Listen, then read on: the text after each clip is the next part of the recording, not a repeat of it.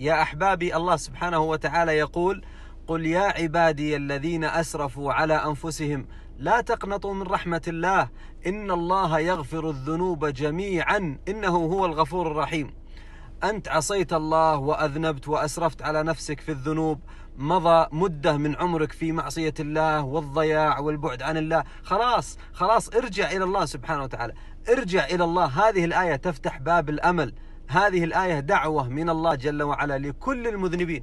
خلاص ارجع إلى الله، الله يقبلك، والله لا يخيبك الله أبدا، والله يخيبك كل إنسان على وجه هذه الأرض، لكن الله سبحانه وتعالى لا يخيبك.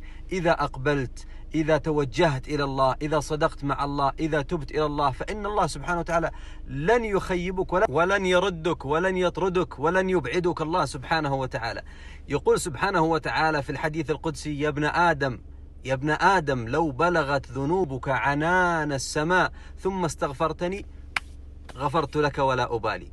فأقبل على الله، أقبل، ارجع إلى الله سبحانه وتعالى. نحن نعرف أنك مقصر وأنك عاصي وأنك مبعد عن الله، لا يبعدك الشيطان عن الرحيم الرحمن سبحانه وتعالى. اسجد بين يديه، قل: يا ربي أنا عصيتك، أنا أسرفت على نفسي في الذنوب، أنا ارتكبت المحرمات والآثام، اليوم أقبلت إليك تائبا معتذرا صادقا مقبلا، اللهم اقبلني، اللهم تب علي.